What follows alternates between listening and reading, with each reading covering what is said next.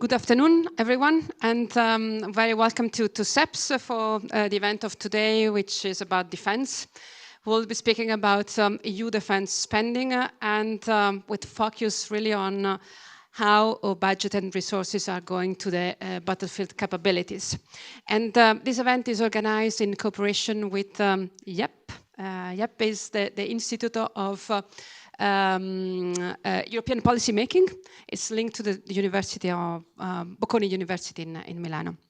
So maybe before we start the event, let me just take the time to advertise something that will come after the summer.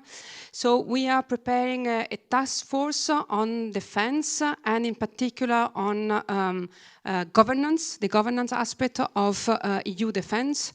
This will be launched after the summer. And it's an exercise that will be done in cooperation with other think tanks. YEP is one of those, but there will be also RUSI in the United Kingdom and Klingendal in the Netherlands.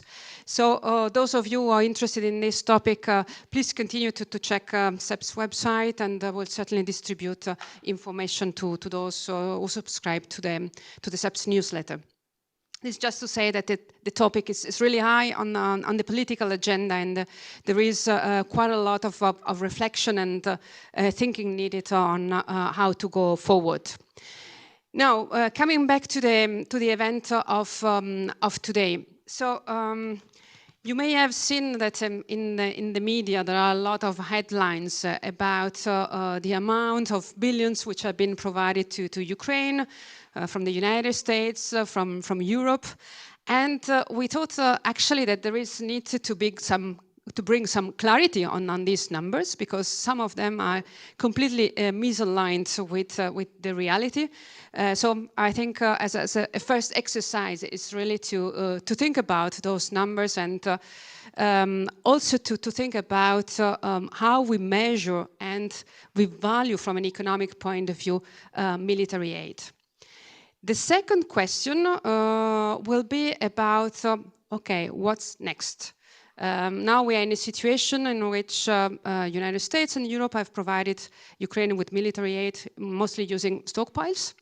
It seems that those are exhausted or close to exhausted. So what's next? What kind of aid, financial, military, are we going to provide to Ukraine, and in which way?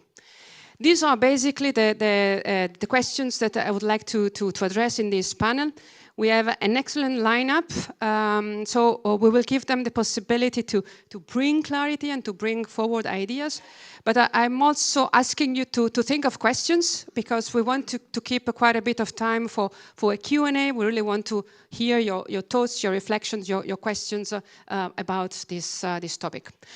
So we have some speakers here in person and 2 speakers online.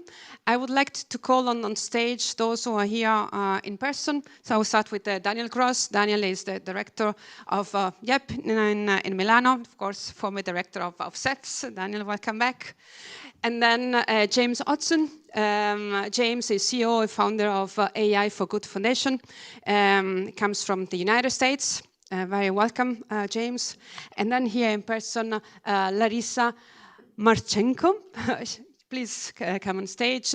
She is Partner Strategy and Transaction Ukraine Reconstruction International at Ernst Young. And then online, yes, great. I can see both the other 2 speakers. So Bobby Boyd, who is a senior researcher at RUSI, and then Roman Vibranovsky, who is the co-founder of Ukraine Facility Platform. Welcome to everyone, and let's start. So I would like to start with James.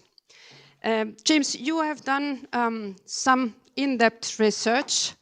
Maybe you can take this.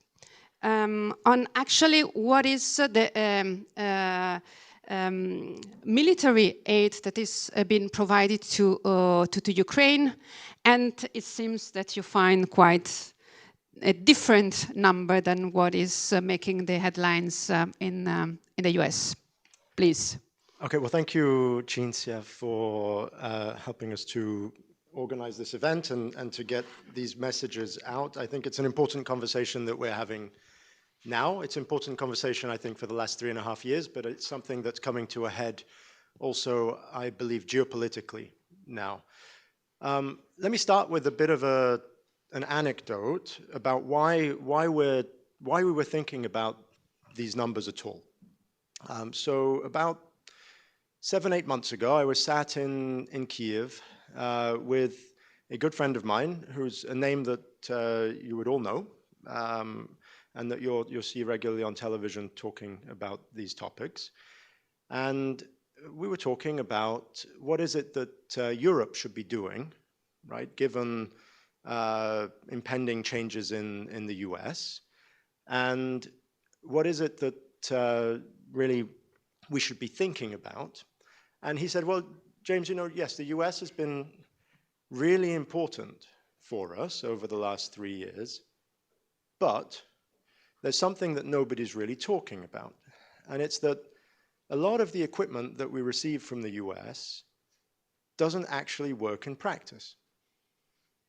So the state-of-the-art drones, a lot of the time, they're untested in our conditions. They're untested for our type of landscapes. They're untested for the kinds of targets that we're aiming at. And so they don't hit what they're supposed to hit, or they get lost, or the batteries run out before they're supposed to, and they don't make it back. And we lose millions of dollars worth of equipment. We have artillery systems that are so old that we've been given, so rusty, that we've killed and maimed Ukrainian service members instead of enemy service members.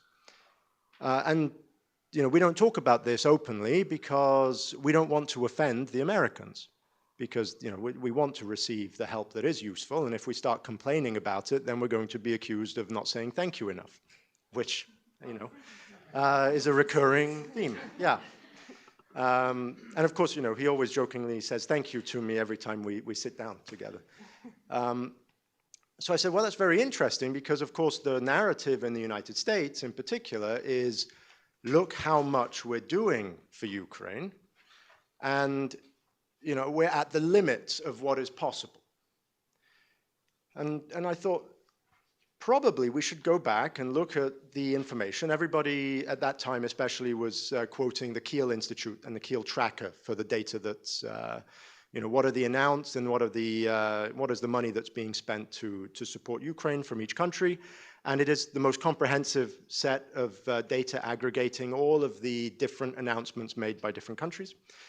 And so we took a team of researchers from UC Berkeley that we work very closely with, and we started looking into some of this data for the United States in particular. And what we started to see was quite concerning, because what we discovered was that a lot of the announcements that the United States made were actually combined and counted, and then when you look into them, they were the same announcement, just repeated multiple times.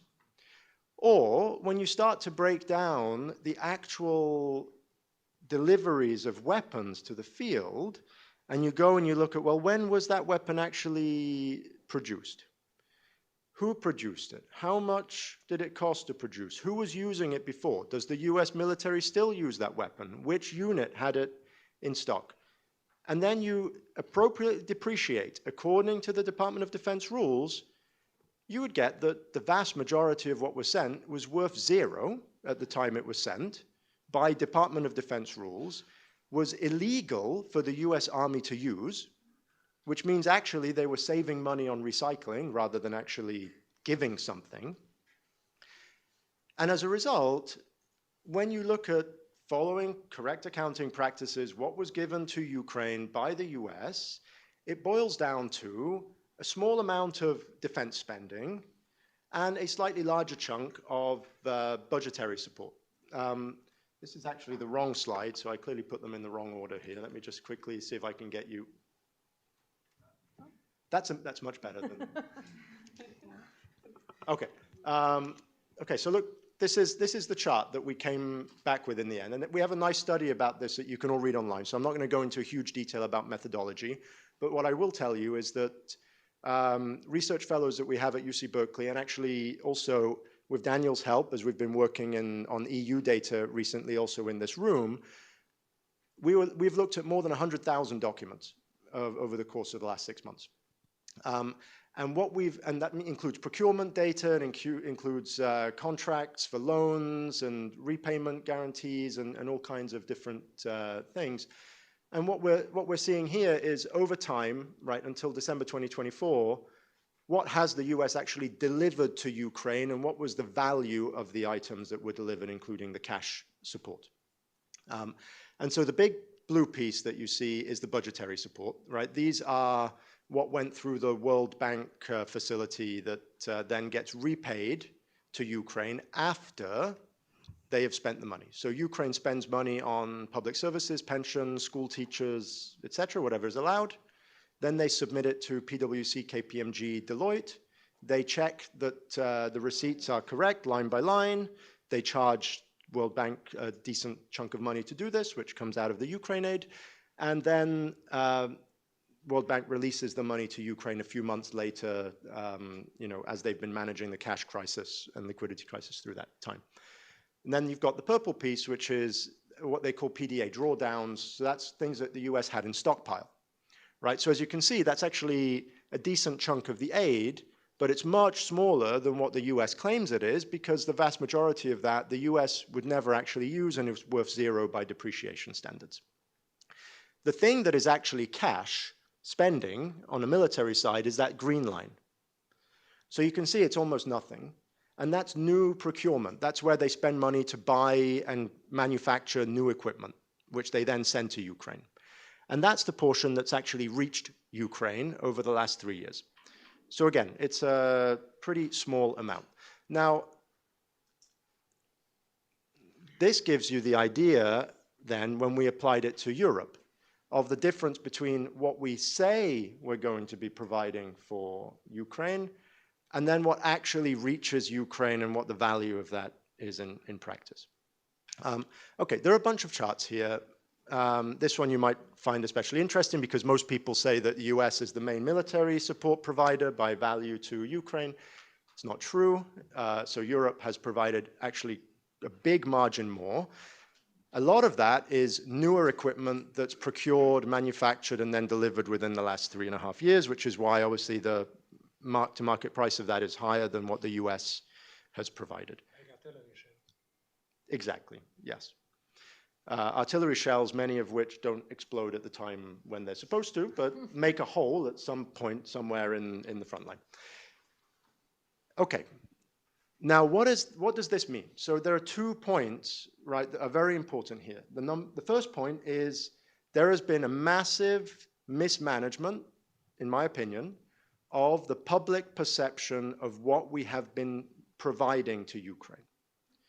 So you have people like Trump who will say things like 500 billion, 300 billion, 250 billion. Now, he doesn't usually say what currency it is, so it could be that, he's talking in, Romanian lei or something, or grivnia, yeah. So, but the point is that we're always pointing, and Biden did the same thing, by the way, which was to point on large numbers and say, look how much we're helping Ukraine. However, what we're showing with this research is actually the capacity to help Ukraine is much higher than we have been presenting to society, right? Than the public dialogue has been based around. And therefore, that there is more scope to be helping Ukraine, even just to the level that we thought we had been helping Ukraine. And that's important because I think managing better the public dialogue and making sure that we explain to society that we haven't been spending very much on this, and we have one that's related, for example, this is as a percentage of military spending by country, how much is it that we have spent? So, it's hovering around 1 to 5% for most countries of military spending in a particular year, right? And bear in mind, of course, that the EU has been accused over and over again of not spending enough on military. So, it's going to be even less of that going forward. Then in that case, I'll leave this up for a second. But the other thing that I wanted to mention, which I think is important for centering this discussion, and I know I'm going over in terms of the amount of time allocated to me, but I'll try to be brief with this, is that we have to think about the nature of this conflict. And this conflict is not the First World War. It's not the Second World War. It is not even Afghanistan. It is not recent conflicts. This is a conflict which started as kind of a strange hybrid between First World War and Terminator drones, and is now solidly an advanced technology war.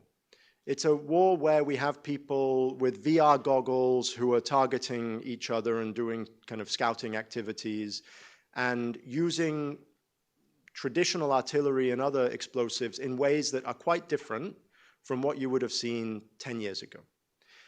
And that means that a lot of the equipment that Europe and the US manufacture and have in stockpiles, regardless of, we can argue about how much is still in stockpiles in various places, a lot of it is not effective. A lot of it just is not useful to Ukrainians in this situation. And what's more, a lot of it is not going to be useful if EU or Europe writ large is actually under threat from Russia or somewhere else.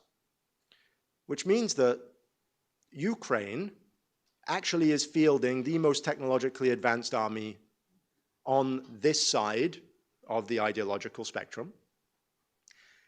And I was saying to Daniel just earlier, all right, I get alerts every time there's an air raid in Kiev and other places. I visit fairly frequently, so I have this set up. Last night was the most alerts I have seen ever, especially in Kiev, right? At one point, there were over 100 Shahed drones that were flying around Kiev freely. Why freely? Because just over a week ago, the Russians fielded a new version of their homegrown Shahed, for which there is no effective electronic intelligence and EW system to block them, which means they're able to basically fly around Kiev and other cities in Ukraine without anything being able to shoot them down effectively. And what would happen if tomorrow Russia decided, and they can make hundreds of them every day, which means that they can fly as many as you want over any city in Ukraine. What happens if tomorrow they decide to fly some into Lithuania or into Poland? Europe doesn't have any effective way of shooting them down. There's no infrastructure to do it. So we need to rethink innovation in the defense space, which isn't about the value of stockpiles and how much we've pushed to Ukraine, but it's about how do we actually reinvent the way that we're creating the technologies that are needed by Ukraine, because these are the situations that we're going to be defending against for the foreseeable future. And how do we get there before Russia and others in that alliance manage to build their versions of those technologies? And so, again, I'm just bringing it back to this conversation. We have a lot of capacity to be doing this right now. Personally, I believe that that capacity is most useful if we're actually spending the money directly in Ukraine on Ukrainian defense startups and capacity, because they have capacity, they have the knowledge, and they have the need. But we certainly need to realize that we have a lot more money that we can spend, and two, that it's actually a requirement, right, survival requirement, that we do all that we can to make sure that innovation happens as quickly as possible and gets into the battlefield. Thanks, James. I think this was extremely insightful, both in terms of the information that you shared and the clarity that you brought on the numbers, but also some of the points that you raised about which way forward. I would like to give the floor now to Daniel to bring in maybe a bit of clarity when it comes to the European data. Yeah, thanks a lot. Just reflecting on what James says, I mean, it's a miracle what the resourceful Ukrainians have done with the old stuff they've gotten, and I think it should be a wake-up call for all of us. Now, I'm no military expert, so when I thought, how can I...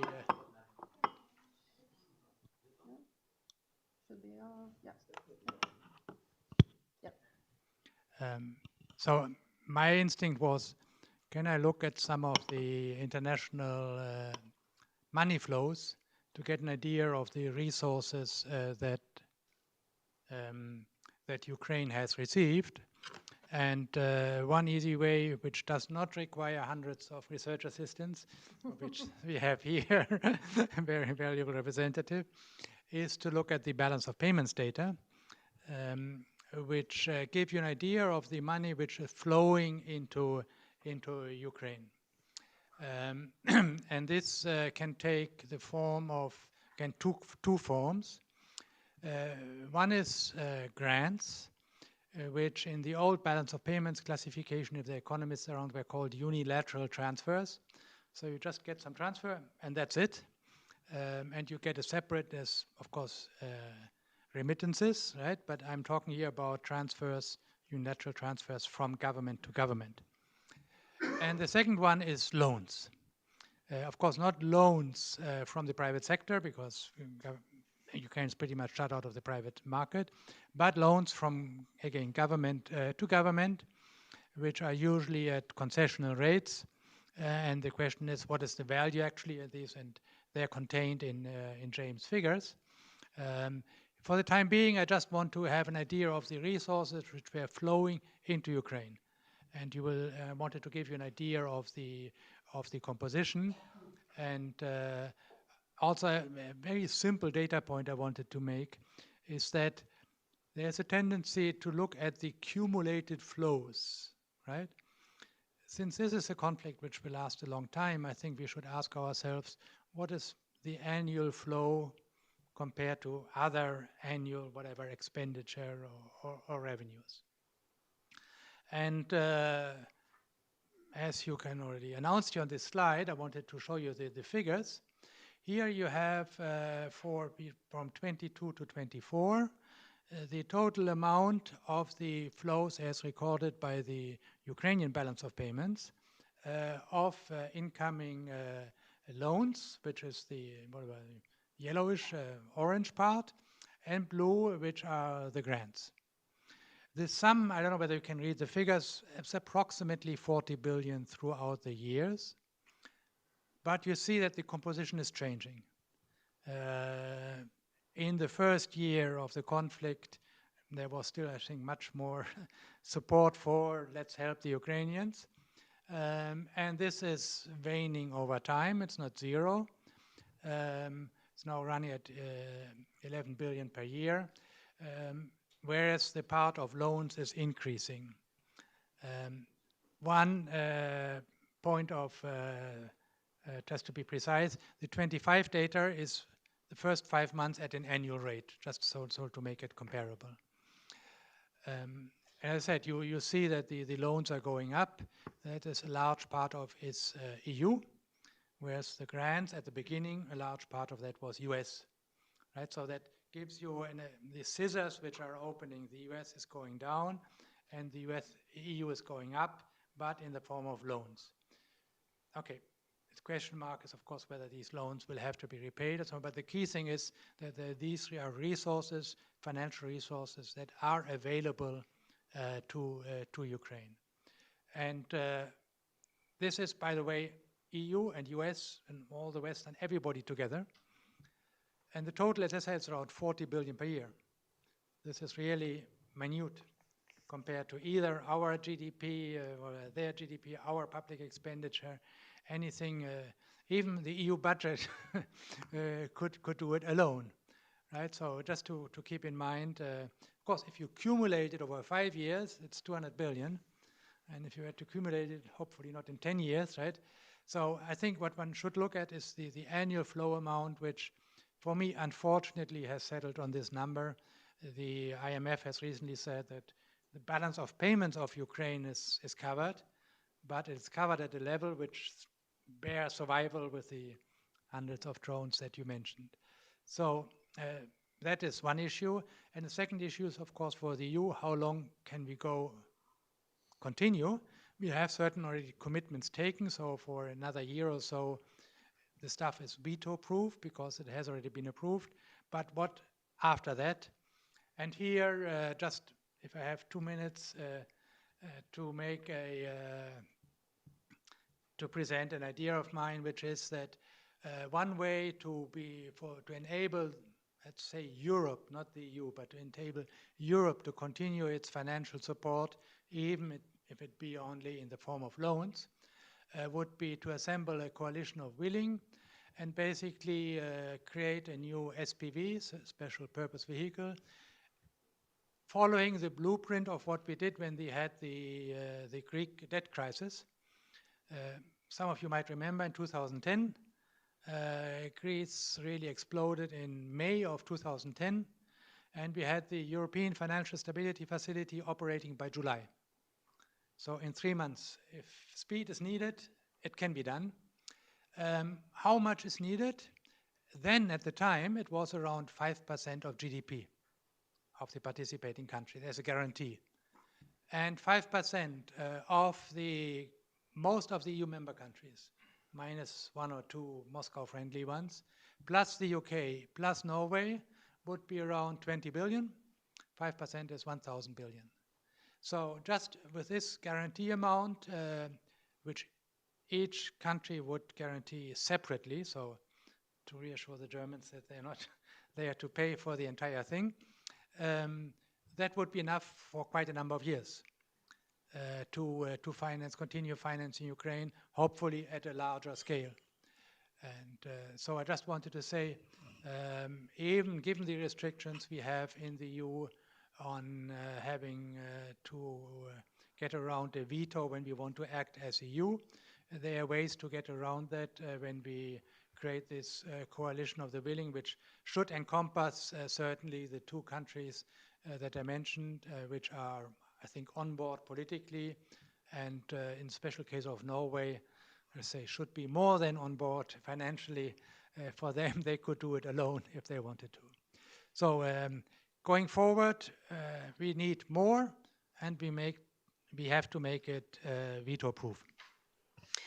Thank you, Daniel. I think this complements quite well what James said at the beginning, and I think it's a good transition actually to move to the other speakers, because as I said, the idea is really to focus on what's next, and you mentioned something about the resources that are needed. Clearly need more resources. I think we can discuss whether grants or loans. And the second thing is resources to what? To produce more military equipment in Europe, or actually to, as James indicated, maybe this should be done directly in Ukraine because they're more efficient and they could do it better. So with this in mind, I would like to give the floor to Roman, who is the co-founder of the Ukraine Facility Platform. I would like to hear maybe your view was also based on your experience, what you are seeing in terms of investment in defense in Ukraine, and what kind of initiatives we are seeing. Please. Thank you. Thank you. Yeah, I've been witnessing the night and the drones that James was mentioning this night. And it's actually a sign of what is waiting for us. I mean, when we talk about the key European initiative, Readiness 2030, the Readiness 2030 is an initiative where European Union will rearm to have, as we heard, the overwhelming force to deter Russia. But the key question is, will it be the overwhelming force to deter Russia as it is now, or to deter Russia as it will be in 2030? And again, as James just mentioned, just several technological advances of Iranian cheap drones are creating the horrible nights around the Kyiv, which means the adversary is not standing at the place. So one of the key issues that Ukraine can bring to European Union and to European approach on Readiness 2030 is adaptability. Yes, we do understand that European Union would not need, and our partners would not need, the 600 different drones that are currently operating on the battlefield, or maybe even more. But the information about what drones are better and what electronic warfare is better and what mobility systems that are getting the new the end users to the battlefield, not only armored vehicles are most effective, is one of the things that we bring as a contributor to the new to rearmament, not as a country that is asking only for help. This information, this knowledge, is one of the key things that we can bring, along with possibilities to be a part of the supply chains and the production, because production facilities that are currently creating, despite the attacks, the production facilities that are the dual-use facilities that might be created are beneficial for the future rearmament of European Union, because we do understand that for every €1,000 loaned for the rearmament, we need more ammunition, more possibilities, more killing force. And to do that effectively, the cooperation is a key that was mentioned also today. It's not only about European Union, it's cooperation with the United Kingdom, it's cooperation with the other countries. But for us, and according to our analysis, the key is to understand where exactly Ukraine can be a key contributor. Because some of the information should be done and should be researched all together. We do understand that a lot of information from our battlefield and for our groups is considered as well, let's say frankly, it's there already in European partners, and that's a good thing. But the next question is how to create research and development all together. How to find what kind of materials, what kind of production facilities might be more beneficial in Ukraine to create more efficient rearmament. How to create a bigger amount of the cheap ammunition, because we see at the moment that it's better to have a lot of cheaper ammunition rather than only high precision, expensive stuff. We do understand that not expensive anti-air equipment is more important now, or as equally important as Patriots. And all this information should be set together. And Ukrainian possibilities, especially the private sector, and we are working hard to analyze and to put together the information from the private sector, which is most adaptable, the fastest, and the best in the terms of getting the proper information. The key question for the funding and key question for the bringing this all together is the frameworks understood by governments, understood by Ukrainian producers, and the frameworks that will produce better effectiveness for every €1,000 that will be loaned by European Union or other countries to create overwhelming force to deter Russia. Thanks a lot, Roman. This, I think, it's extremely insightful to bring in actually the perspective from Ukraine and how Ukraine can contribute actually to build common defense, and also your point on the private sector. And I think this is a bridge to move to Larissa. You have been working on the private sector for quite a few years, so you have quite a bit of knowledge. Maybe it would be interesting to hear from you how you see things evolving, of course, investment in defense, role of private sector. Yeah, thank you.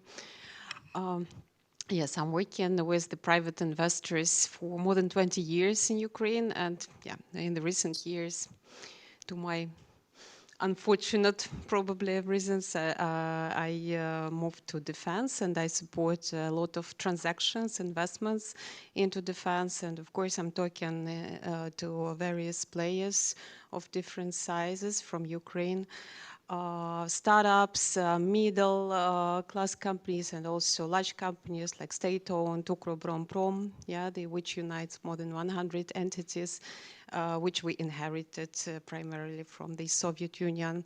So I understand the issues these companies are facing and their requests.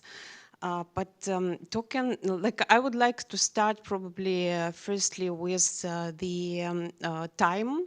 Yeah, time is very important for Ukraine, and this is the luxury that Ukraine doesn't have.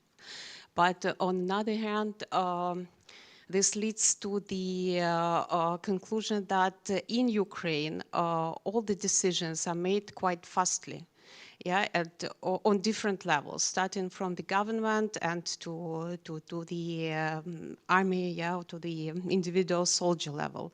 Today, I was talking to the representatives of the Ministry of Defense and also of our state procurement agency. They are currently working on the new concept, which is called Defense City. This will be a special taxation and regulatory regime for defense companies in Ukraine. And I asked them how long will it take from the beginning, from when the idea was just set up and until it will be approved. And they told me that it should be done in just 3 months. So by the end of summer, in August, yeah, it should be approved. Yeah, so we do not have like 1 year or 2 years, you know, to think, to conceptualize. Of course, there will be further tuning and improvements in this concept, but we need to decide quite quickly because we are like under vital pressure.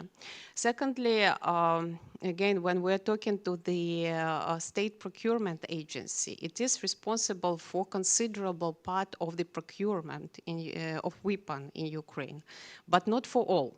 Yeah. And this is also important to understand because when we're looking at these numbers, yeah, of the help from US, from European Union, of course it is channeled through the official state government and through the, in the first place, through the state procurement agency. But considerable part of the weapon and other like supplies to the army is also channeled through other sources. And we, Ukrainians, are volunteering and we are donating all the time. And also our corporate sector is involved in that. And yeah, there are other sources. And I cannot say specific percentage, but quite considerable part of weapon is being purchased directly from the producers and been supplied to the battlefield. The state procurement agency's view, yeah, they understand that this is the situation as it is right now, but their view is that this situation should not continue and it is not efficient for the battlefield, yeah, and for the basically outcome, yeah, of this war. And of course, they are taking measures and efforts to improve their own processes inside the agency and to try to transform and adopt the best procurement standards, which are the standards and the norms which are adopted by the agencies in NATO, yeah, in NATO countries. It is not an easy process, this transformation, and I would also say that the situation in Ukraine is such unique and the problems and issues such vast, so that probably you cannot just take some standards and apply to Ukraine in this situation and say that, okay, this is how it should work. Yeah, so probably something quite unique for Ukraine and should be designed, and then this could be also adopted by other countries. As to the private sector itself, like on daily basis, I talk to the companies who ask for different kind of support. Of course, they start firstly with the financing. And if we are talking about Ukrainian private defense sector, so in the first place, they might get loans in Ukraine, inside Ukraine, from Ukrainian banks also. But the amounts of such loans are quite limited. It's probably up to $2 million, yeah, 2 million euros. So you understand that no scalable production or no serious R&D could be done, yeah, for such money. As to access to the EU funds, I'm also working on that topic, on grants, on EDF, Horizon, which finance dual-use technologies. But so far, frankly speaking, it was a bit disappointing, yeah, for Ukrainian companies, because despite the efforts to integrate Ukrainian defense private sector, for example, into these EDF programs, this year it was allowed for Ukrainian businesses to participate in this only as subcontractors in the EDF, and the amount of this participation was limited to 60K euros. So, yeah, when we as EY, we are working for European companies and we are helping to prepare the applications to EDF for like 40 million euros. And then we proposed Ukrainian company to join this consortium or partnership and contribute with their know-how. And we say that we may allocate 60K euros to you. Like, there is no response, yeah, you understand. This is not motivating. So I think that in the first place, Ukrainian businesses should be allowed, yeah, into these programs as decent partners and not as just as a minor subcontractors. Second point is that it was already mentioned by Roman as well, that we should probably work also in communication space and information space, that production could be and should be established in Ukraine. Ukraine is a large country. And I couldn't say, yeah, of course, being Ukrainian, I've been there like two weeks ago. I also experienced one of these horrible nights, but this one was even more horrible. So I couldn't say that there is a safe place in Ukraine, unfortunately, but still in Western Ukraine, there are not so many attacks, and there are protection tools, how you could protect specific area where you can locate the production site. So it is possible to build plants, production plants, make serious investments inside Ukraine, on the territory of Ukraine. And in this way, both the investor and Ukrainian side will profit from these, what I've already mentioned, incentives. In tax and regulatory field, the permits will be provided very fast, unlike in any country of EU. Like, you can wait for years to get permits. Now in Ukraine, it's possible to get it very fast. Then, of course, costs of production, now labor and many other costs elements will be lower in Ukraine, and of course time, yeah, which I already mentioned, because we need it very fast. And one more point which I wanted to mention, we are all talking, and my colleagues were talking about know-how, about R&D, about Miltech, but not to forget also that heavy machinery, heavy weaponry is also needed. I'm not talking about tanks, but for example, rockets. Yeah, so it's not only to detect the drone, yeah, so the drone is flying, yeah, and you can detect it and you can hide, yeah, in the shelter, but you also have to shoot this drone. And for shooting, you need a rocket. And you need to build that rocket. And the rocket is not just, the body of rocket, it's also an engine, and it's also fuel. And these are the elements which have to be produced. Like, I know one of the producers of rockets in Ukraine, private producers, which suffers from deficit of the fuel. Now they procure fuel from Australia. Can you imagine? They cannot find supply anywhere close to Ukraine. So the fuel for the rockets, and by the way, this solid fuel is also used for some types of drones. This has been supplied to Ukraine from Australia. Like, we need to build this production in Ukraine. And these are not huge like investments. It's like $50 million.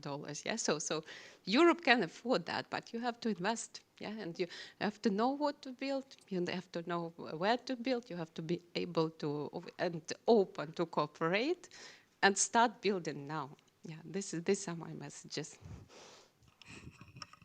Thanks very much, Larissa. I think it was really very interesting to also know a bit also from some anecdotes how the situation actually is in the country. And I think that there is quite a clear message which comes from the speakers, and which my understanding it's not so clear in Brussels, and is the fact that actually we really need to look at having production happening in Ukraine for a number of reasons, which range from efficiency, shorter time, knowledge on what is needed, and keeping track of advances in technology and other issues. So this, I think, it's quite a crucial message that we are getting from this exchange.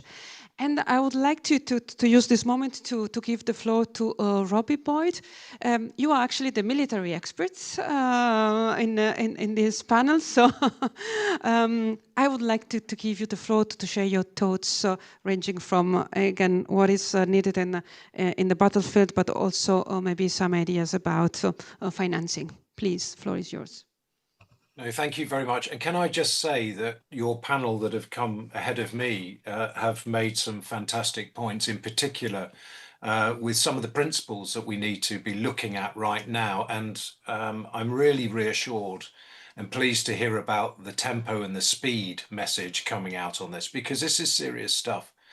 So where we are currently is in 5 years' time, according to German intelligence ahead of the NATO summit, Russia will be back to its original conventional force strength and able to threaten a NATO or European ally, or in fact, and I like the point actually about Australia just made, I think it's really important, it could also be threatening a NATO partner, a European partner such as Japan. And that's quite important to understand, but that's 5 years' time according to German intelligence. That makes one major assumption, which is really uncomfortable. And that assumes that Ukraine stays in the fight, which we need Ukraine to do. Because if not, the second best army after Ukraine's in Europe is now Russia's. Because Russia is learning the same sort of lessons, turning that round, putting together new modernized type capabilities, overlapping them with tanks, which are important. And they're still the only thing that can operate 24/7 in every type of weather. But but with UAVs, with other types of capabilities, and of course, at the end of the day, with soldiers who fundamentally fight in the trenches with a bayonet, and that's fundamentally not changed for thousands of years. But Russia can do that.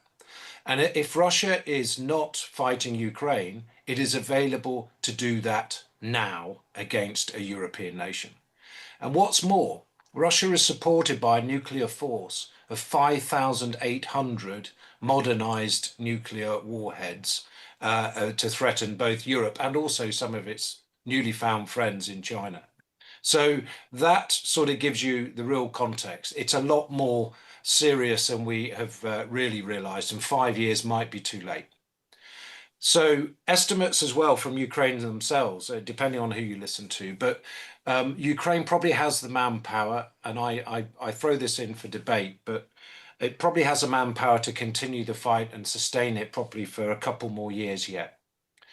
But the situation is that war is where we are now, is that war is in Europe. Europe is at war. And it's at war with Russia, China, North Korea, and Iran, frankly, in most domains. It's just Ukraine in Europe is currently at war and in a war of national survival in all of those domains. So Ukraine is the battlefield in Europe. So we have to help, and we have to help faster. We have to produce new fit-for-purpose ways to defeat and then to deter, and also to deter for Europe in the round.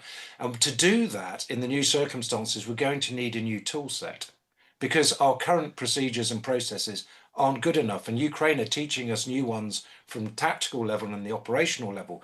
But actually, globally and strategically, our economics and our finance measures are not fit for purpose to defend all democracies, let alone Europe and let alone Ukraine. So concrete answers that you asked for, like simply gifting equipment, are not enough. And frankly, we were all too slow in doing so.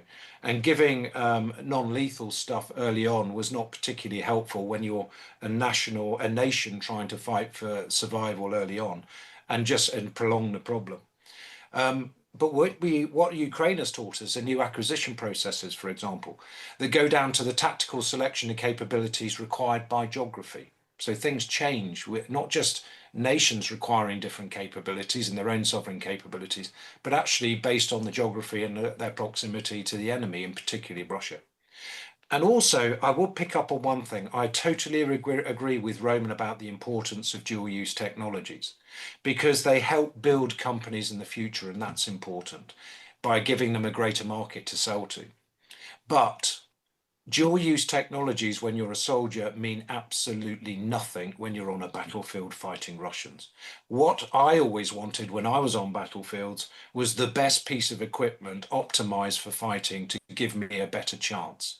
And that may be capabilities that are pure military capabilities. And Europe's finance mechanisms are not entirely geared up yet to doing that. So the lesson really is the smaller sovereign funds that each nations have can do it. But and so can actually the new SAFE mechanism, which is a really good initiative. But of course, that's lifed and limited to 150 billion. And frankly, if you believe the IISS report, which I do, the sort of figures just for Europe to rearm are somewhere in the region of 1 to 2 trillion euros. So that lifed starter for 10 is great. But also nations like Turkey, Canada in the recent pact, and also the UK want a piece of that pie, as do, of course, Ukraine, if they can get hold of it. It's a great solution, and it links back to what Daniel was saying about loans, but it's not enough. So if you also look at the other mechanisms, as I've alluded to, like the European Investment Bank, again, it's fantastic if we in Europe want to, and we can extend it to Ukraine, with the great bit of vision and guts, frankly, by Ursula von der Leyen to say, get on with this and change this into something that is useful for defence. But at the moment, its charter only allows it to do things like buy uniforms.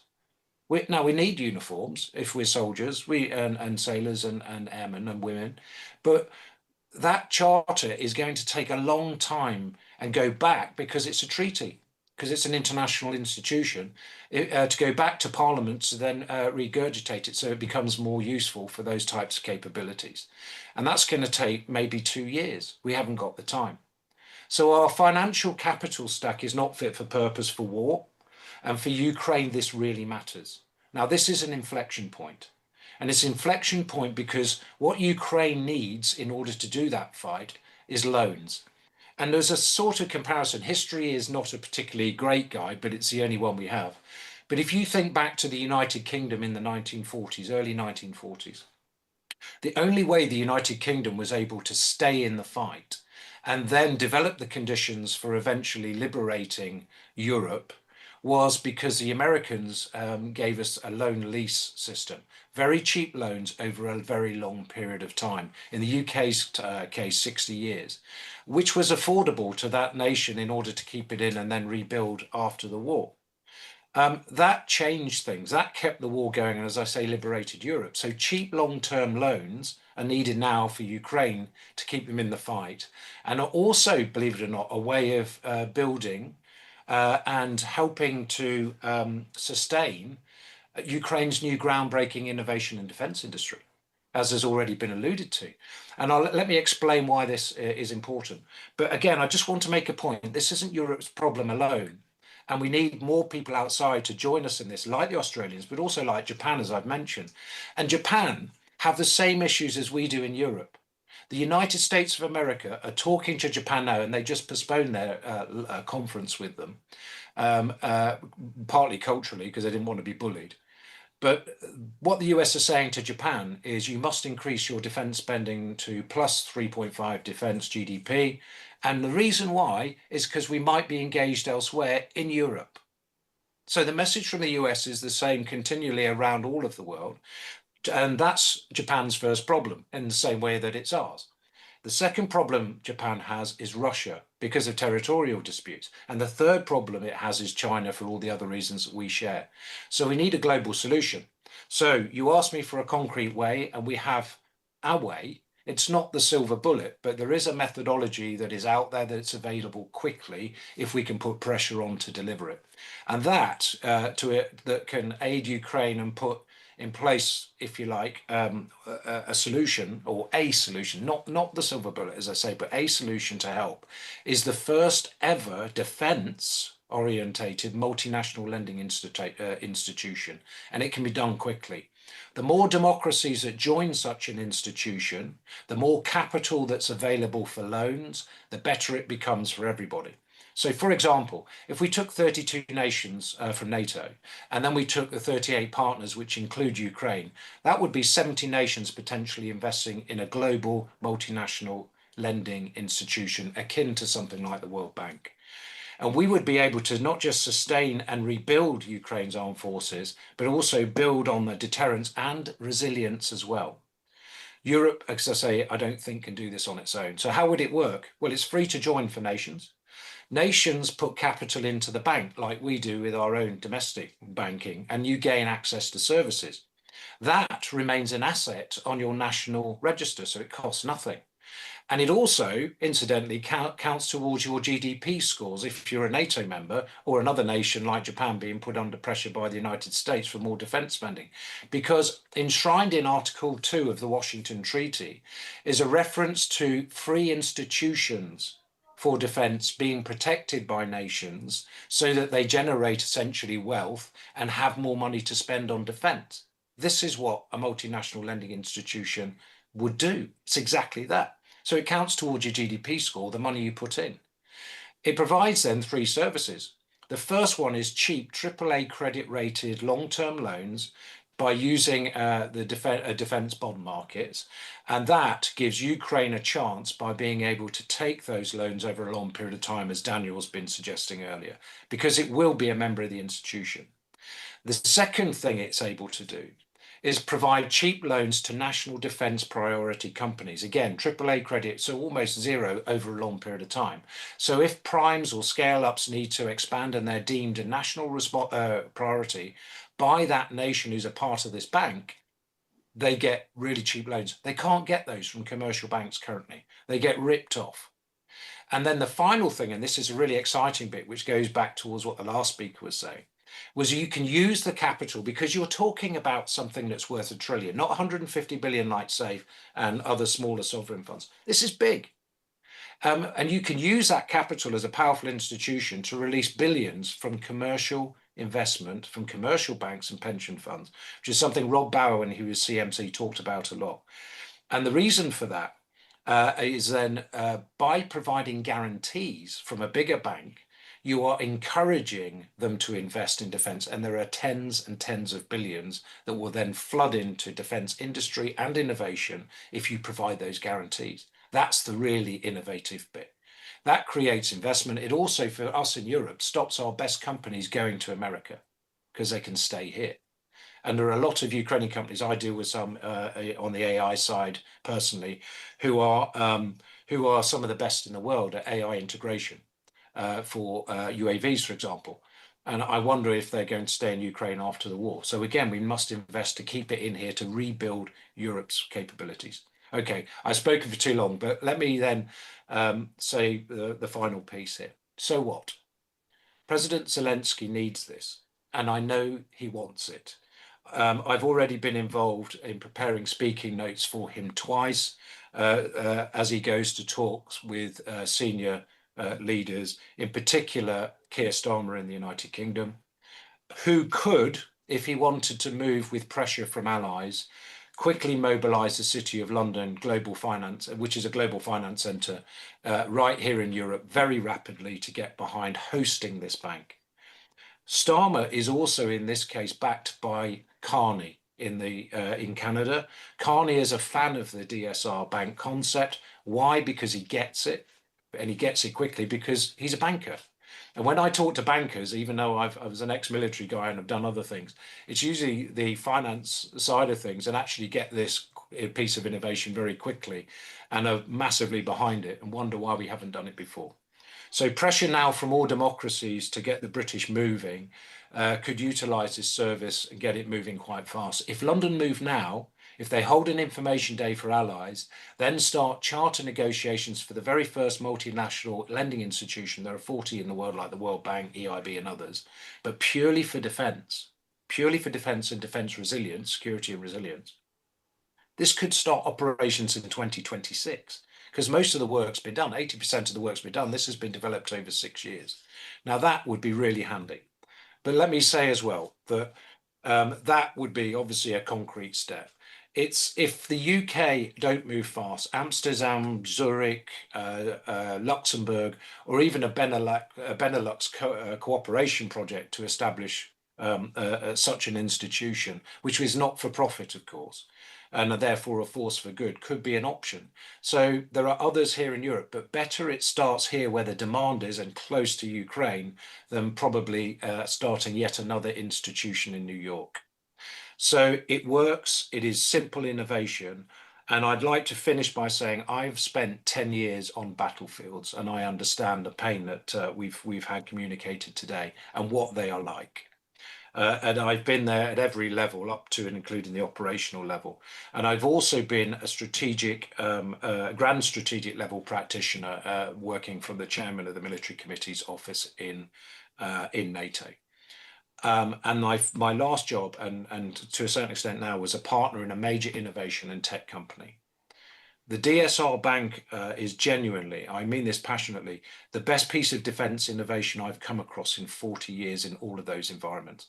And I never expected when I first joined the army to avoid becoming a banker, that it would be related to redoing the financial stack. So whilst as the soldier, and I think Daniel's comments earlier on very much was he wasn't one. Trust me, my friend, you're on the right lines here when it comes down to it. But it needs to be everyone, and it needs to complement what's already there, and it does.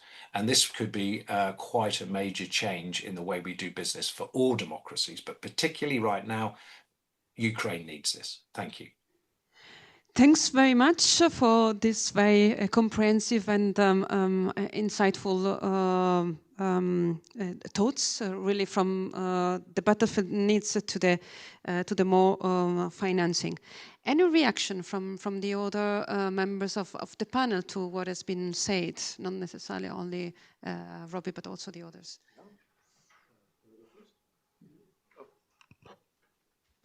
Okay. Yeah. Look. And thanks, Robbie, in particular at the end there for making kind of the big connection to the kind of critical parts of battlefield readiness and the evolution of that. But as I mentioned at the end of what I was saying, a large portion, and I won't tell you exactly how much, but it's a lot more than you think of it, of current day-to-day battlefield capabilities that Ukraine is using are manufactured in Ukraine. And Ukraine is surviving because of the ability to have actually grown out that industrial base over this time. Because if it were just what's coming in, it wouldn't have been sufficient. It wouldn't have been effective at the right times. And this is important that we are creating instruments that can go directly into that layer. And that layer is not at full capacity, which means that you can put cash into that tomorrow and it will generate more output.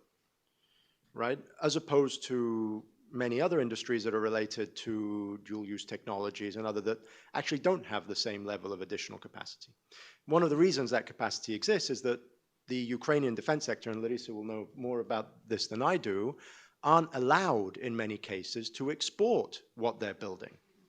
Which means that if they don't get the contracts internally and the cash isn't flowing internally, then they just can't expand beyond a certain amount. So that's on one side of this. On the other side of it is if we can unlock that capital potential through the banking mechanism, and I think that it has to be hosted in Europe. And it has to be hosted in Europe because, unfortunately, the US is an unreliable partner going forward. And I'll say this out loud, but the US is becoming more and more like Russia in terms of an actor in the world than like Europe. And so we need to create institutions that are going to last a really, really, really long time and provide that financial backbone to the key industries. But this is something, by the way, that when with CEPR in October of 2022, we published a book called A Blueprint for the Reconstruction of Ukraine. Obviously, a little bit ahead of, we were hoping that we wouldn't still be here 3 years later, but we suggested exactly this type of mechanism. Granted, for more than just the defense side of things, but for whatever reason, we still haven't made those steps forward. So I'm really interested in working with kind of everybody in this room who can make it happen. And obviously, Robbie in particular has put together a blueprint for this, which seems quite feasible. How do we actually mechanically get that to the next stage? Because this is really, really important. And somebody else probably wants to. You want me?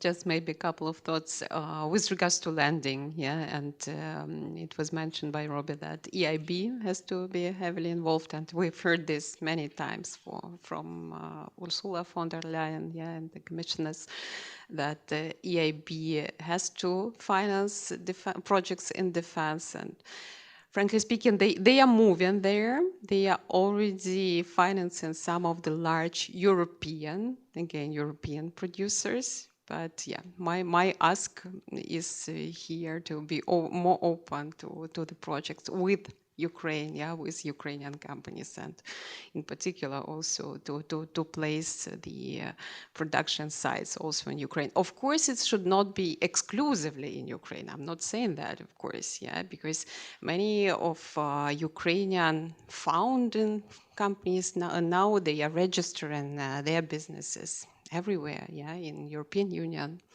Germany, Malta, in Estonia, and so on. So there, the production sites are also, yeah, possible to open, but it's specifically needed in Ukraine because of the current situation. And also, I see the trend that many countries are creating dedicated to defense sovereign funds, which are to invest in new technologies, in R&D, and so on. So again, yeah, I think that this is a very positive trend, and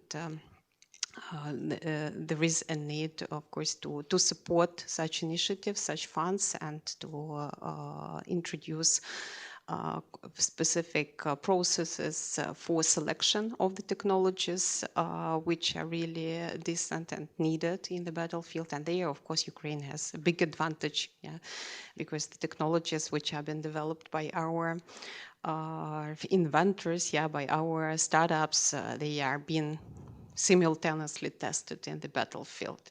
Yeah, so this aspect is very important. Daniel? Yeah, just one thought. I mean, many thanks, Robin, for your impressive plea. And I'm fully paid up of somebody that we have to strengthen production capabilities in Ukraine. But I wanted to come back to what James said. I think it will work only if Ukrainian producers are allowed to export. So to be clear, if Zelensky wants it, he has to change that. Otherwise, he will never get the Ukrainian arms production to scale, because if the Ukrainian market is the only one they can sell to, then I think they will always remain too small, right? They will never have economies of scale. I can understand the political problem saying we are exporting arms while we are asking our friends to give us arms. At the beginning, that might have been valid. I think now from an economic point of view, that has to go. And that's a signal which Ukraine could give very quickly. Roman, I see you have your hand raised. Yes, thank you. Getting back to what Robbie said, I do agree with the notion that the most important things is the ammunition and the weapons on the front line. But we have to remember that resilience is a broader issue. And the question with the export is yes, we started the discussion about that possibilities, but we have to consider the risk of flooding of Ukrainian companies and Ukrainian capabilities abroad, leaving Ukraine without the possibilities to create and scaling up in Ukraine. And if we will have a brain drain and production drain out of Ukraine, that will be also a problem for the long term, because as we just I do agree with the notion that Russia will be at the peak of their possibilities in 2030, or even before that. But this will be not only the war for attrition, this will be the hybrid war, this will be the ideas to undermine countries as they did previously in terms of economics, politics, etc. And the economical and resilience is also a big part of this issue. And the second issue is that I don't think we have to limit our discussions to the production of what we produce now. I think we have to understand what should we produce in terms of the stockpile of ammunition that will be important in 2030, and that's the key. That's the key answer. As I've said, we don't need to have the stockpile of 600 different drones as we have now. So we have to think about joint production when Ukraine and other countries, UK, Slovakia, Hungary, even think about how to defend themselves and cooperate between each other. We have that cooperation already with the Denmark, with the Czech Republic, with the Germany, and that's way to go. And then financing per se might be not only the possibility to support what is now, but that's the enabler of creating new partnerships and creating new projects that will be the most effective in the years to come. Thank you. I want to open the floor for question, and I see Jakob wants to ask a question.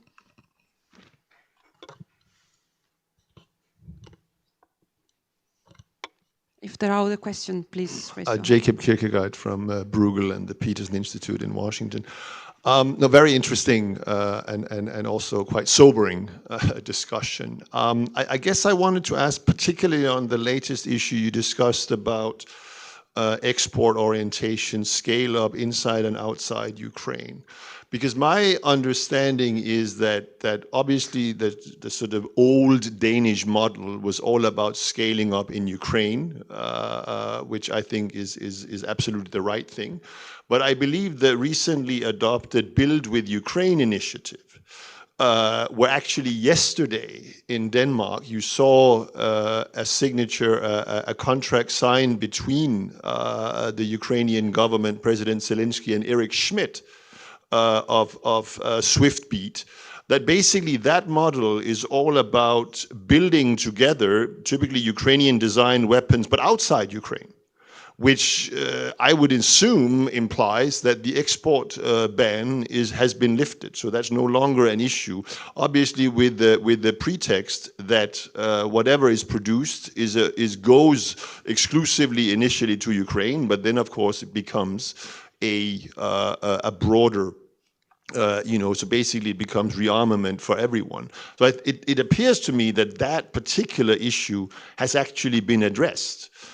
With ongoing, corporate integration. We saw it also earlier, a couple of months ago or weeks ago, with a similar deal between Kongsberg of Norway and Ukrainian producers. So I wanted to have if you could comment on that. And then more broadly, I think we need to recognize that there isn't going to be a material EU-level move on this. I mean, the reality is we have seen it. There is no common shared urgency on this issue.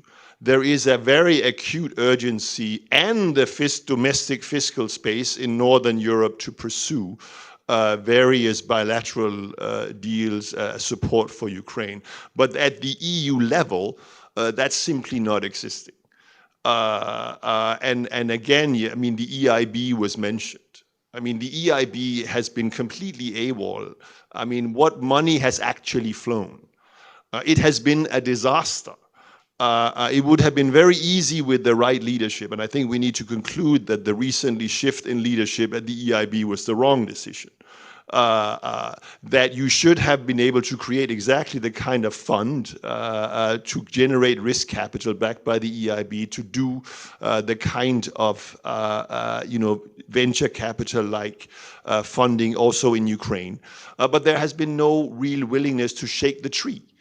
In Luxembourg, and it's simply not good enough. Last week at the council, we were left with a roadmap to do something by the Commission to be presented to the Council in October. I mean, it's a joke. Whatever will happen in the short run will happen at the bilateral level, unfortunately, and we should give back the EDIS acronym to the banking union crowd. Thank you.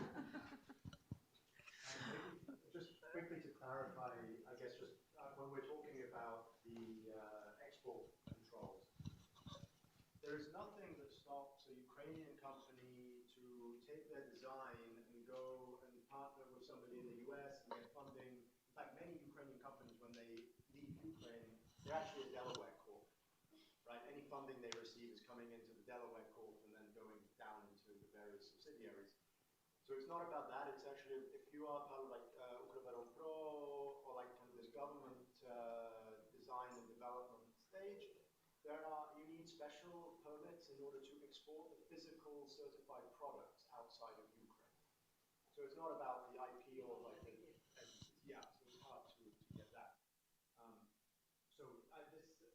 First of all, I want to say I completely agree with you and with the Danish approach.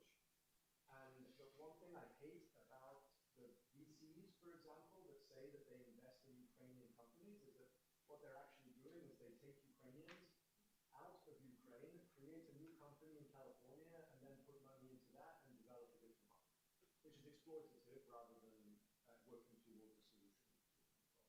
So I think we need to be doing more of the Danish approach, but I don't have a good answer for you about how we move forward from the stalemate on the European Union level. So, if you want to talk about the export side of things. You absolutely have that it's practically impossible to get this permit for export. Yeah, so when you talk to when you talk to producers, they say that they can produce much more, but when you apply to the authority for this permission to export, you just do not get it. But there are a lot of talks around this, in particular in drone space, and I hope, yeah, that things there are moving in right direction. With regards to the EU level, I don't know, maybe you would like to comment. Daniel? I mean, the strategic background is that the EU legal framework was made for peace, right? And anything military, right? Far from us. Now you can stretch it in many ways, but in order to stretch it, you need some political consensus or people who are willing to take a risk. And in some cases, you don't have them, right? And that's why I'm for the coalition of the willing. And I think even the let's say the Nordic countries with more budgetary space, I think they have reasonable governments, and they should see that even although they have their own proud independence and so on, and they're proud to do things bilaterally, if you federate, if you put yourself together, even if it's only Germany plus Baltics, some Nordics plus UK, plus some others, I think you can get a critical mass. And my prediction would be if you do that, then the others will come along because they want to get a piece of the pie of the expenditure. And that is why I think to have a coalition of the willing to go ahead, not within the formal treaty framework, what's it called, a structured cooperation, but outside the treaty, I think you would get the others coming in, if no other, for the fear of losing out.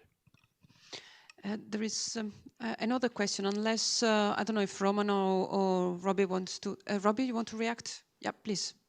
Yeah, I do. I just wanted to agree violently with the with what's just been said, and it's the point I sort of made, because these institutions are not fit for purpose, and that's why we need to be looking at a new financial stack all the way down, but complementing where actually safe and where the EIB can do things, because they're here and they're able to contribute. So I think it's I think you're absolutely right. And the other point is, of course, you're right as well about if you build something, they will come. The biggest lesson that we've learned over the last 5-6 years as we generated this particular idea was the more the merrier. The more nations that invest in one institution like the one we're proposing, the more capital you have, the more you can do with commercial banks, the more guarantees you can give them, and so on and so forth. So it does seem that a bigger club of democracies, and as has just been said, some will start. You start with a small amount, absolutely, and very much our strategy is start in Europe.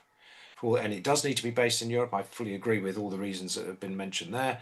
And you grow. Canada obviously is desperate for this. It's at 1.5% GDP and it needs to do its own rearmament. But we need to grow. And so I think I think I'm in violent agreement. And I'd just like to make one comment on Roman's comment as well on resilience. And he's 100% correct. Yeah, I mean, look, Ukraine must export its stuff because it's got to prepare to. It's going to be one of the best things that it's got on its doorstep. Hopefully, when there is peace in Ukraine, and we need to be buying their equipment because it's top of the end range stuff that's been proven in battle against our primary threat. But the point he makes on resilience side is really important. The financial institution we're proposing is very broad and flexible because it's permanent. So you could end up with markets here that, again, the Europeans aren't thinking about. They're thinking about rearming. But in 20 years' time, let's say we have got the Russians to calm down a bit. Let's say we have got our production up again across Europe and in Ukraine especially, and we've deterred. How do we sustain that? I was in the Cold War.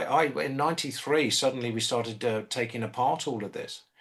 So whereas at the moment Rheinmetall want to go and buy Volkswagen so they can increase production, if we get to a stage where we have another peace dividend, it's likely that Volkswagen might buy Rheinmetall to build more cars.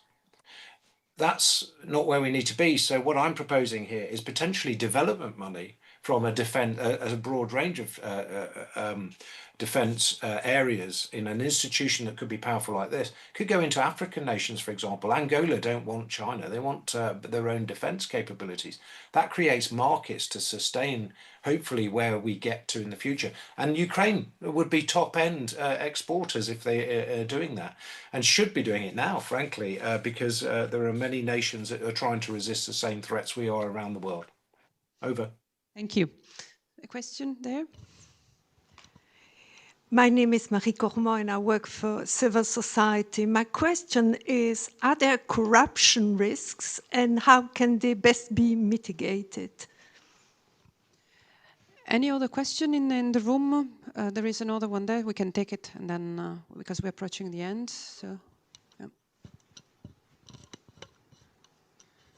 Yes, thank you. My name is Valerio, and I work at the Mission of Switzerland to the EU. Thank you very much for your contributions. Mr. Hudson, you were saying that the US sends obsolete weaponry and material to Ukraine. But I was thinking, I remember a few years ago, at the beginning of the war, the German government was accused of sending old German Democratic Republic weapons and systems, because there were Soviet standards, to Ukraine. And some were saying this is good because Ukrainian soldiers are not necessarily used to NATO standards, but others were saying they're just sending obsolete weapons that they cannot sell to anybody because the only client would be Russia, and that they don't know what to do with either. So I wanted to have your thoughts on that. Is there a difference, and is one better than the other, or how do you see that, please? Yep. Sorry, there was another last question. Yeah, here, and then we come back to the panel. Thank you. Lucas Spielberger from the VUB. I'm quite struck at Daniel's and also Robbie's belief in the power of military technocracy and a multilateral lending bank, frankly, because I mean, first of all, we know that funding military stuff is politically highly sensitive. And basically, the bigger you make an institution like that, the more people you have looking into these things. And it's something that I've always been struck at, and it's very difficult to coordinate an institution like that. So I've been doing a lot of research into how the EBRD was set up, into lending overlaps between the EBRD and the EIB. Coordinating lending with such an institution is really, really difficult. And basically you have a military efficiency geared culture and the financial logic colliding. And as a result, you have problems with democratic accountability, with financial accountability gaps, and so on. So it's not as easy as you believe to set up a multilateral institution in a domain as sensitive as defense. And I think one has to be aware of that and also consider how important politically strategic considerations are, and that we just can't hand that over to some people who are not sufficiently accountable.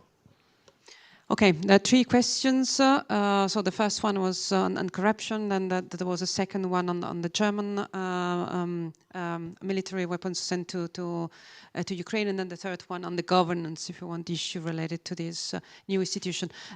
Roman, you wanted to react first. Yes, I would like to firstly react on the corruption issue. Yes, there are risks. Anywhere where procurement is, there are risks on the corruption. That's well, obvious issue. Yes, the corruption issue is tackled by the transparency and the control, which is problematic sometimes in terms of the weaponry. The biggest risk I would see is a balance, because when we will create the most transparent system in the world, we will be rearmed till 2060, and that's the issue about the balance. Yes, we need to control, and my opinion is the best idea is to create that with the private companies that are competing between themselves, showing the price actually.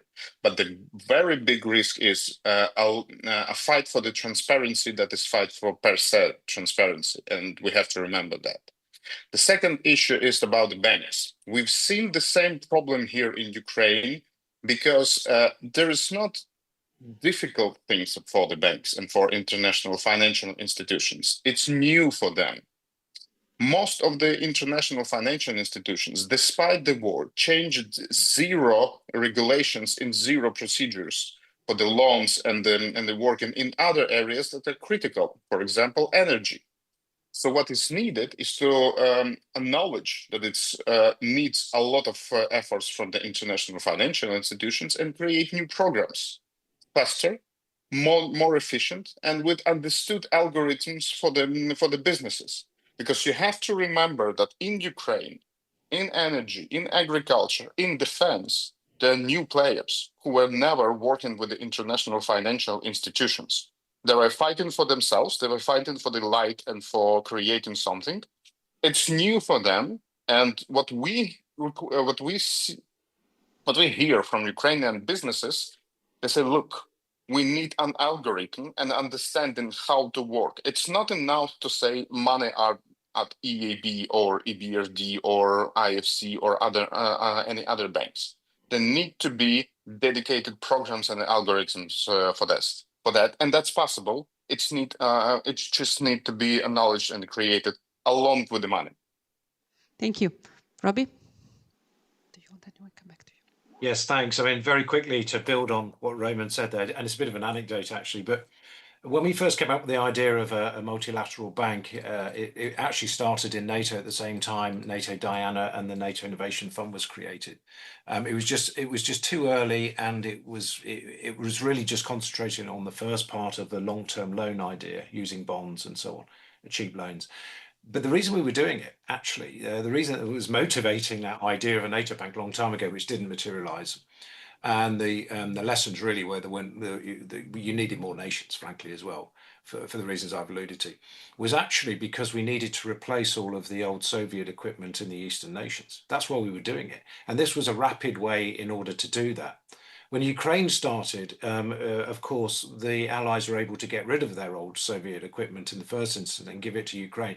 But what I would say is, don't forget that, going back to the corruption argument and point, that Ukraine had found itself in a very difficult position where it had been infiltrated and influenced, and most of its armor was rotting away in parks, tank parks, deliberately, and wasn't being upgraded. It wasn't being, it was useless. It was loads of steel. So the stuff we did give to them was actually functioning and was good. So let's give some credit for that at that particular stage, because that was the reason. But obviously the NATO bank sort of died away for good reasons, frankly. But what I will say as well, I'd like to come back as well to the great question about how difficult it is. So this particular bank, the DSR bank concept, the main advisors to that over the last 4 to 5 years have been the people who set up the Asia Infrastructure Investment Bank, which was the last multinational lateral institution, loan institution to be set up in the world. They did it remarkably quickly. It took 3 years. Where it got slowed down was, and where we are at the moment, and I recently read a book about the EBRD and how it was created, and you get to the first 2 chapters, and the biggest comparison that we have with that is that we see every single one of the reasons why not to do these sort of things being mentioned, that were mentioned to the EBRD. Now, one subtle difference between us is we won't be having Russia in there. And what that means is, and we won't be having Chinese. And with those 2 examples.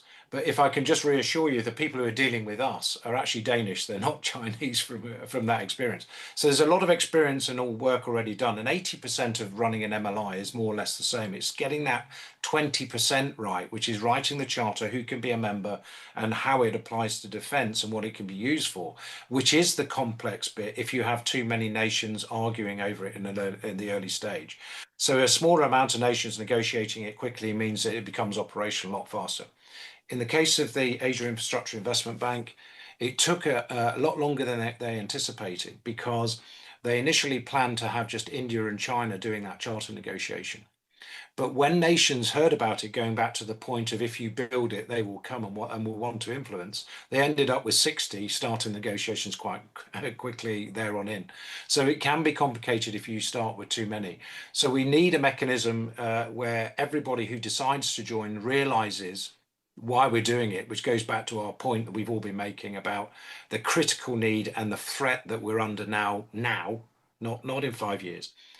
So that we get this up and running quickly. But your point is well made. It's not, none of these things are easy, but there are always reasons not to do things. There are also reasons to do things, and I think they outweigh that at this particular moment in time. But great question, thank you.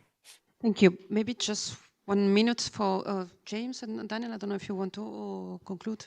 Oh, yeah, just for concluding remarks. So 2 questions that I wanted to address quickly. One was yours, just because I can address it in a short comment, which is that, so for our study, we account for all of the same kind of depreciation concerns. Now, what I will say is, when I had this conversation in Kiev 8 months ago about the kind of battlefield functioning of different types of weaponry that has been provided to Ukraine over the years, we then dug deeper. So we went to, we got kind of data confidentially from different units about certain types of equipment, and we were able to, for some of the types of equipment that was provided that was generally older Soviet standard equipment, actually calculate failure rates in the battlefield.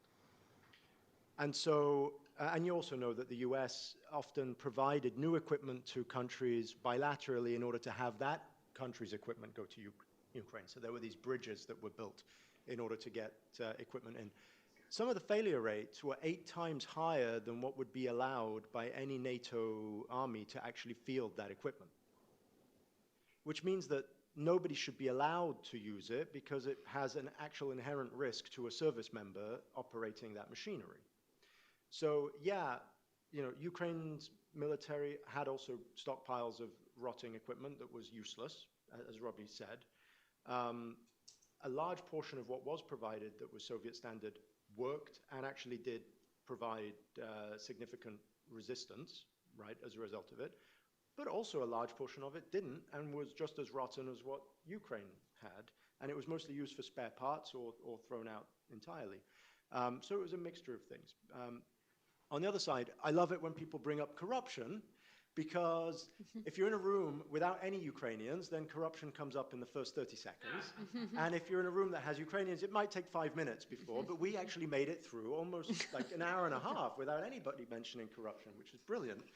So our organization was funded together with UC Berkeley about a year and a bit ago by Sloan Foundation to actually run the only study that I'm aware of, which looks at quantitative data to measure corruption in a variety of European countries, the US, Canada, and some other countries around the world. Because Transparency International's benchmark index, the Corruption Perceptions Index, CPI, which is what everybody refers to when they talk about corruption. So they're not talking about corruption, they're actually talking about Transparency International's index, which is a little bit different from what corruption is. And CPI is the most useless piece of garbage I have ever seen in any economic index ever. Okay, I don't know if anybody is from Transparency International here, but it is absolutely terrible. You look into it, data is being used from 6 years ago in order to calculate some countries' index. It's being used from last year for some others. It's a survey answered by 3 people. There's an undergraduate that wrote a report. Every question for each country is a different question. It's a complete nightmare. So if you're looking at Transparency International and you're deciding whether to let Ukraine into the EU based on this index, you're not doing anything scientific whatsoever. So we actually looked at quantitative data that can give you direct and indirect understanding of how corrupt a country is according to their practices. How are they doing procurement? How is it that household survey data aligns with real compensation data within families? What are we like on the judicial level?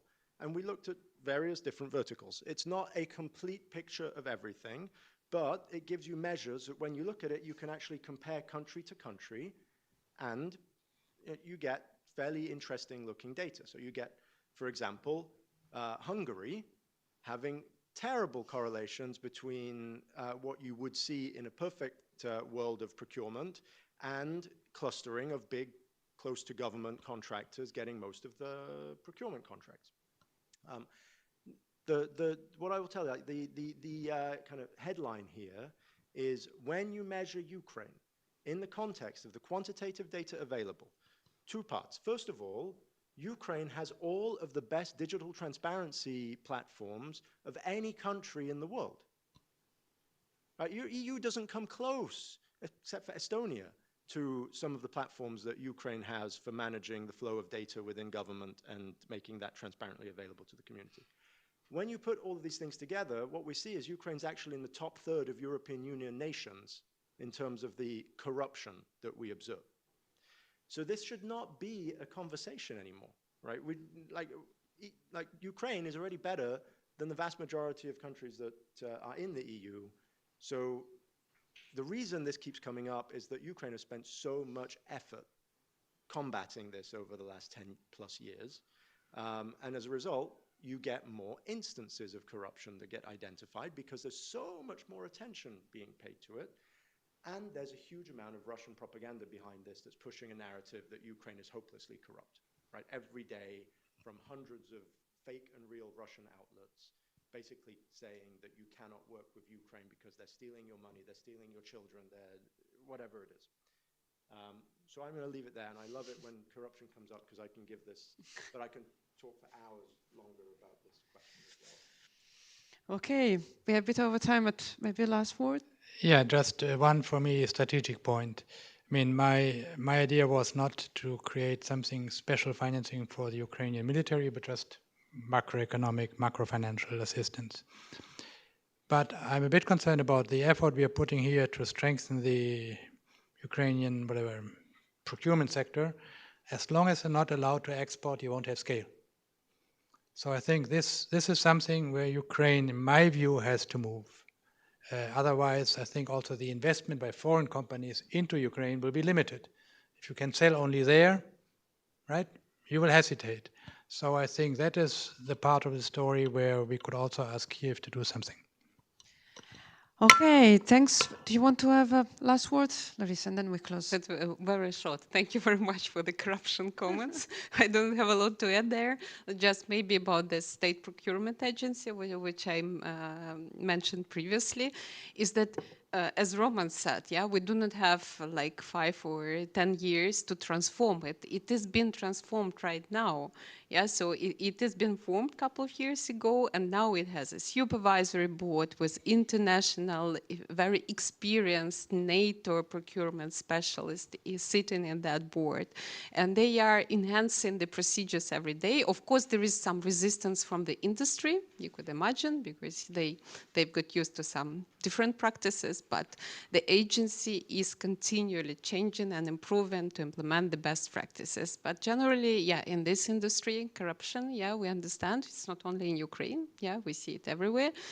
Here people say that it is political, yeah, like for example, when they are talking about grants, it's political, not corruption, but yeah, this is the specifics of the industry. But the standards exist and they have to be implemented. And Ukraine is really, yeah, thank you, in the forefront, I think, of this advancement and transparency. Thank you so much. We are a bit over time, so thanks for bearing with us. Thanks very much to the speakers. I think we had really a lot of super interesting messages, and a lot of these aspects will be taken forward with events during the next months. So this is certainly something we will continue to work on. Many thanks for sharing your knowledge, your perspective. Many thanks to Roman and Robbie for being with us. This has been very interesting, and to all of you for listening to us. Thank you very much, and have a good weekend.